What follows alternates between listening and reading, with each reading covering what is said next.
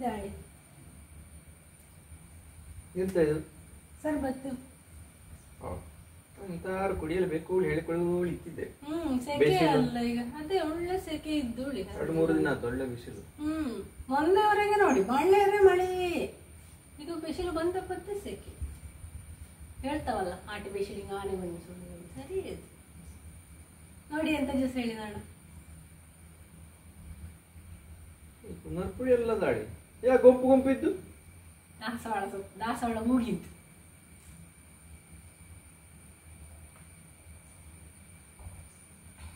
ಏನ ಬೇಡ ಇದು ಇಂತ ಗುಂಪು ಗುಂಪು ಹೋಗುತ್ತು ಕುಡೀರಿ, ಅನವಶ್ಯತಿಲ್ಲ.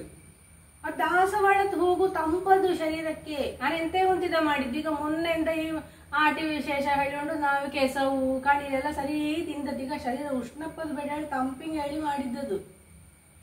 ನನಗೆ ಬೇಡ ಇದು, ಅನವಶ್ಯತಿಲ್ಲ.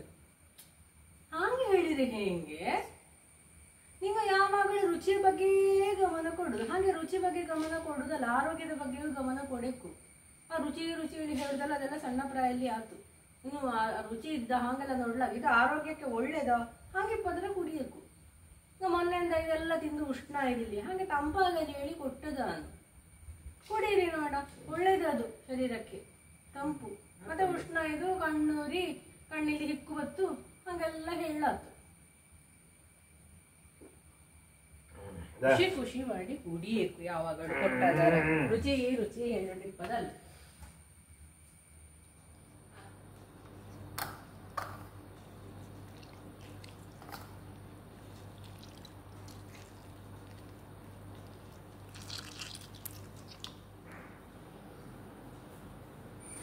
ನನಗೆ ಮಿಂದಾಯ್ದಿಲ್ಲ, ತಡವಾತು.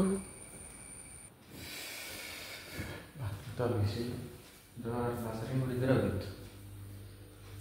ಮಾಡಿ ಮಡಗಿದ್ದಿದೆ ಬಿಸಿಲಿಗೆ ಕುಡಿಯೋದು.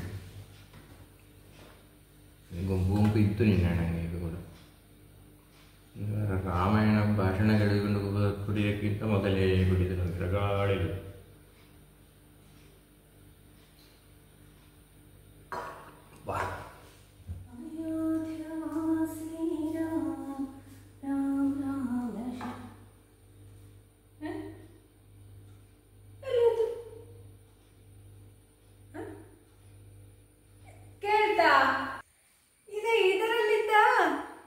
ಶರ್ಬತ್ತಾ ಅದು ನೀ ಪರಂಚಿಂದ ಮೊದಲೇ ನಾನು ಕುಡಿದೆ ಅಲ್ಲ.